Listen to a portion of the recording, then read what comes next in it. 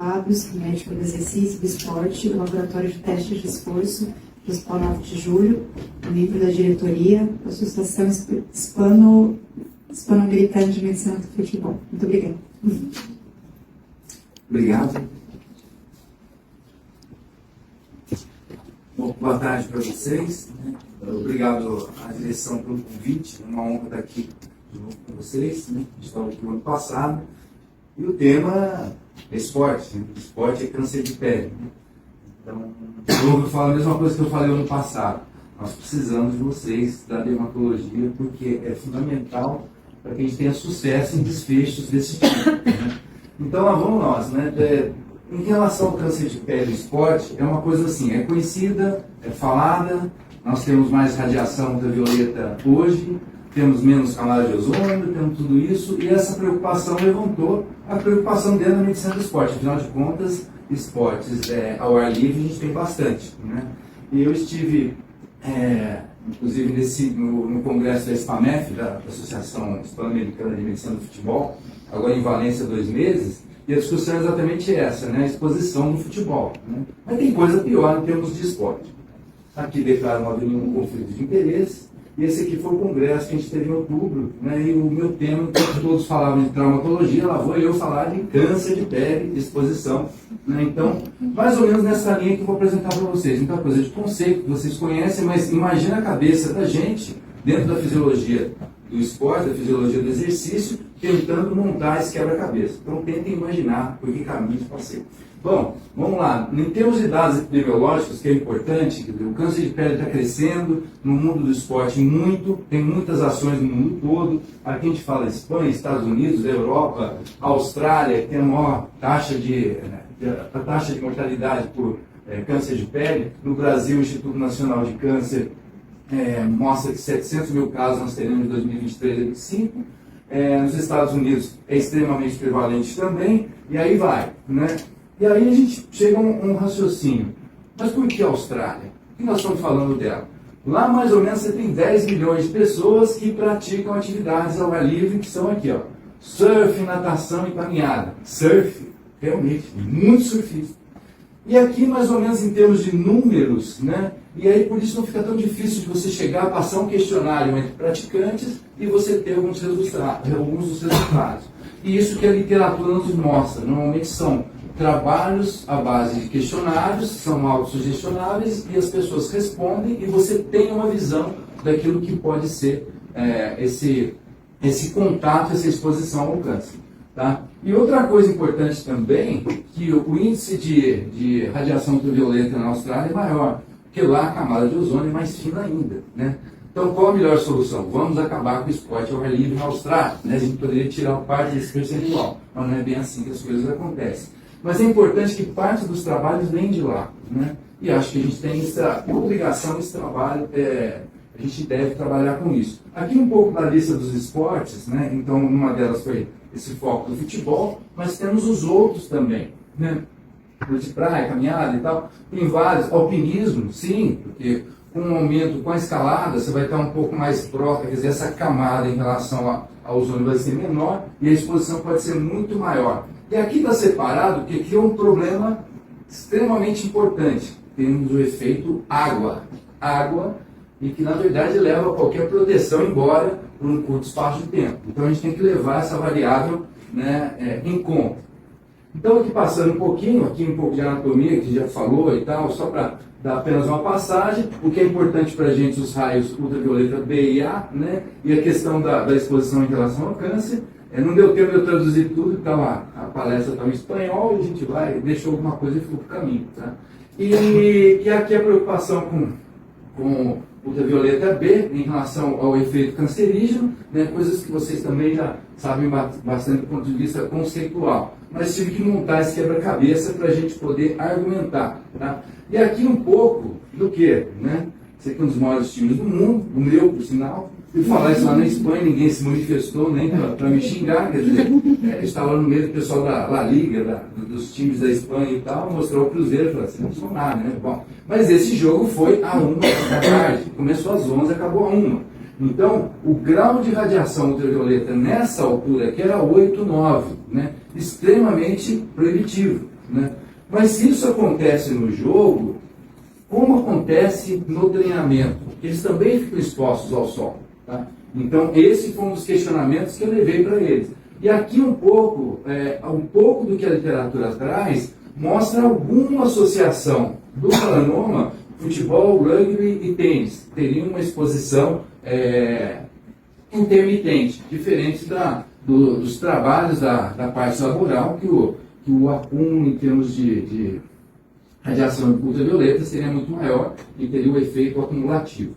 Bom, aqui um depoimento eu coloquei só rapidinho, do Andy Roddick, que já foi número 1 do mundo e tal, ele já furou bola, sacando, o cara é realmente um grande jogador de tênis. Ele teve uma sequência de 5 tumores de pele, né? Tratava, fazia, voltava, e aqui ele citava no blog dele, no YouTube também, ele falando, cuidado, que a exposição ao sol no tênis, até alguns anos atrás, Roland Garros, Wimbledon, e algumas outras de ATP 1000, acabavam, que horas? A hora que o sol ia embora, então acabava a rodada, ou seja, todo mundo jogava sol a pino. E depois colocaram algumas quadras cobertas, né, como no caso. Mas é muito mais por causa da chuva do que propriamente em relação ao sol. Então, esse risco ele existe. Então, aqui é apenas um exemplo, para a gente ter um corte disso. E vários outros atletas que eu até não citei aqui, senão a gente ia ter uma lista realmente grande. Aqui eu estava falando da questão da umidade e a água, a sudorese, ele aumenta, a sudorese aumenta a fotossensibilidade, porque você tem uma remoção dessa camada de proteção, e mesmo com fotoprotetor, você teria, digamos, um tempo menor até causar o eritema, que seria o nosso ponto-chave, né? E outra coisa também, a questão da água, a gente estava falando dos esportes aquáticos, e grandes esportes resistidos com muitas horas de atuação podem mexer na resposta imunológica ou capacidade antioxidante. Não vamos entrar em detalhes em relação a isso, mas é um componente a mais do pacote que não pode ser esquecido. Agora, como é que eu vou explicar isso no clube, né? Vamos falar desses fatores imunológicos. Não vai dar. Então, vou ter que pensar em um modo de, pelo menos, motivá-los a. Né? E aqui um pouco dos esportes de escalada, que também tem o seu risco, e quanto maior a altitude, nós vamos ter uma situação de sensibilidade à pele maior. Tá bom, obrigado. Então, aqui, aí vem as outras variáveis. Tipo de pele, né? Se você passar mais ou menos o olho e passar, por exemplo, falando do futebol, dá uma olhada num time de futebol, que seja, da Europa, aqui, e você vai ver diferenças nos tipos de pele, diferenças no tipo de cabelo e tal. Então, mas, se você pensar, falar, olha, hoje você não vai jogar porque você é fototipo 1, o sol está a tal altura e a radiação está a 7, 8. Hoje você não joga, pô, eu sou artilheiro. Não, você não vai poder jogar hoje, né? Isso não acontece desse jeito, né? Mas, de qualquer jeito, a gente ter a variável vai nos dar um ponto importante do que, opa, eu preciso ver como eu possa mexer com isso, ou pelo menos tornar o esporte ciente de que isso existe. Além disso, está a exposição por tempo conforme a radiação. De novo, desculpa, ele está em espanhol porque eu não consigo mexer depois nele. Então, aqui, baixa até extremamente alta, o famoso jogo que eu coloquei para vocês estava aqui, e se você tem uma pele muito clara, pode ficar 14 minutos debaixo do sol, e se você tem uma pele mais escura, 42 minutos. Não dá o tempo de jogo de 90 minutos. Tá? Então, isso, se a gente pensar em esportes como surf, se a gente pensar em vôlei de praia, tá? Então, só com alguns dos exemplos, nós vamos ficar em exposições realmente grandes ao sol, e realmente isso pode ser um problema. Mas onde é que está o grande problema? Isso não vai acontecer agora, não vai acontecer com 1 ano, não vai acontecer com 2, nem com 5. Isso vai lá para frente. Então eu preciso de sinais que façam, opa, o teu risco, num certo tempo, ele vai ser maior que, por quê? Por causa disso, das suas características. Eu estou contando os últimos slides, né? Para adiantar, porque eu não consigo me segurar, mas vamos lá. O creme dos protetores, né? Então, foi tradução, mas de qualquer jeito, qual a preocupação nossa com o fotoprotetor? Que seja ágil, seja simples de aplicação, que ele fique um pouco na pele, tá? E também que ele possa resistir um pouco mais ao sol e à umidade, né? Como é que nós vamos fazer com isso com esporte, com água, por exemplo? Eu estou exemplificando para vocês verem que o desafio é grande. E aqui um pouco, sem nenhuma conflitos de interesse, botei o nome de alguns, né? Como eu estava lá, vários internacionais e esse aqui que era nacional. Bom, aí vem outro ponto. Visto isso, discutido com o pessoal da Demato, com o Melissa, com o Renato, com todo mundo, eu fui conversar com o pessoal da indústria têxtil. Tem um amigo da FGV, né, que fez MBA juntos, ele é superintendente de uma indústria têxtil importante nós. Eu falei, como é que eu faço? Ele me explicou e me colocou em contato com o pessoal que fabrica o fio. Né? Aí veio interessante, falou, o que vocês são capazes ou podem fazer para isso? Então tem, né? O que é mais usado? O poliéster, bloqueia bem? Bloqueia. É uma beleza? Dá para você pregar o patrocínio lá? Dá. Só que esquenta, né? Você não tem o efeito da sudorese muito bom com ele.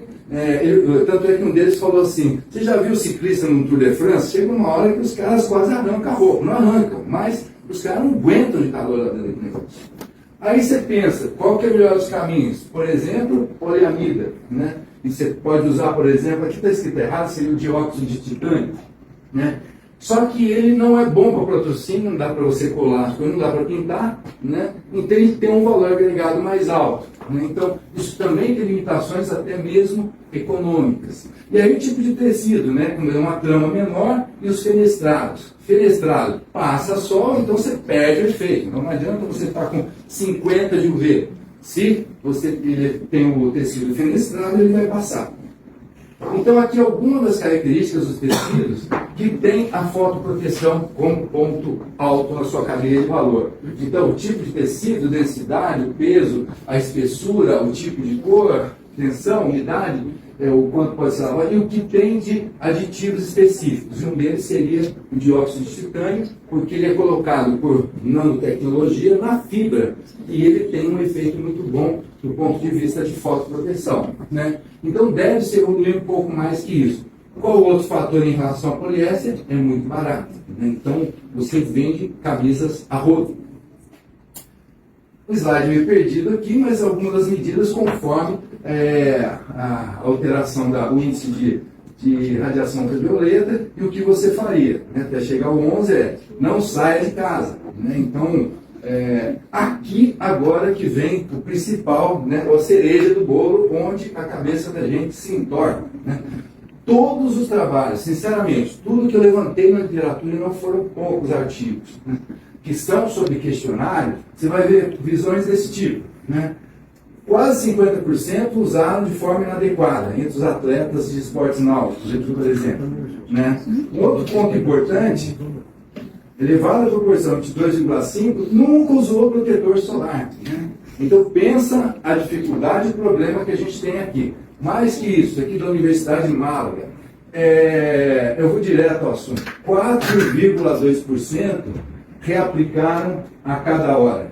Ou seja, muito mais do que 90% sequer reaplicaram. E tem esportes que falam 30 minutos para reaplicação. E o que você tem? Qual que é o problema? Que muitos tiveram queimaduras, tudo isso tem que estar no pacote, no follow-up desses atletas. Né? Isso tem que estar no caderno, no histórico deles. Como é que eu vou fazer isso? Esse é o desafio que a gente tem, que é o próximo. Né? Deixa eu voltar aqui. Então, de modo geral, o que a literatura nos mostra é isso. Eles têm um autoconhecimento de que existe a possibilidade do câncer de pele. Mas com certeza eles falam, mas eu acho que não vai acontecer comigo. Mas o conhecimento existe. Só que eles reaplicam com dificuldade por N motivos. Estão escritos aqui embaixo. A gente vai ter que passar rapidinho por isso. Certo? Então eles não usam todas as formas, tá? Mas principalmente com fotoprotetor.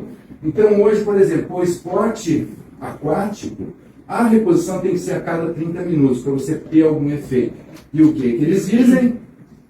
Não, pode ter sensação gordurosa, queima os olhos, causa acne, é inconveniente, prejudica o desempenho, às vezes porque fica um pouco mais gorduroso, incomoda os olhos. Então tudo isso é colocado no pacote de negação deles. Alguns, por exemplo, hoje têm uma aderência boa, a indústria realmente tem trabalhado muito nisso, mas a gente tem um problema muito grande. Aqui eu cito as roupas esportivas restritivas, que foi o que foi falado para mim em relação ao poliéster, tá? Mas só como uma citação. Mas a literatura chega a citar isso bem.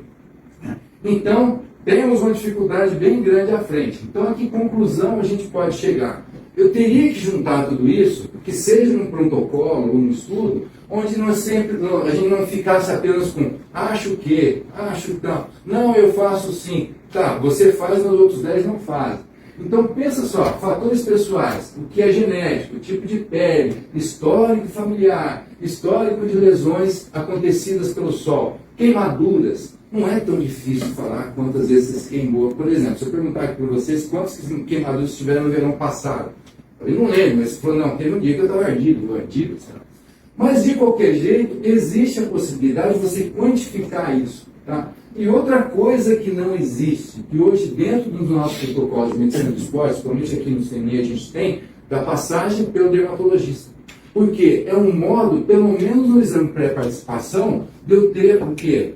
Qual tipo de fotoprotetor você pode usar, qual a possibilidade que você tem, qual a genética que você tem. Então esse ponto crucial da dermatologia, e olha que eu abri, aparece falando isso, né?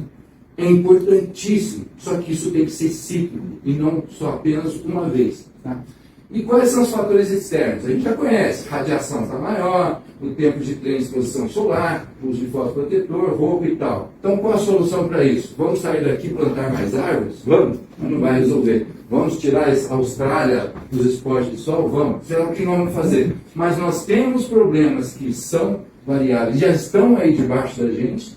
Nós temos o ser humano que precisa se proteger, nós precisamos cuidar desse meio termo, que é o que a gente está tentando fazer em relação aos atletas. Mas só que para isso, a conscientização e a cultura do atleta precisa estar diferente, mas não só individual, teria que ser institucional. Nós vamos mudar o horário dos jogos? Talvez a gente não consiga. Tá? Então a gente tem que melhorar essas medidas, e não são poucas, acho que dá para se fazer bastante coisa. Só que a gente precisa simplesmente sistematizar isso. Eu acho que era isso. Desculpa aí a pressa, mas a gente fazer.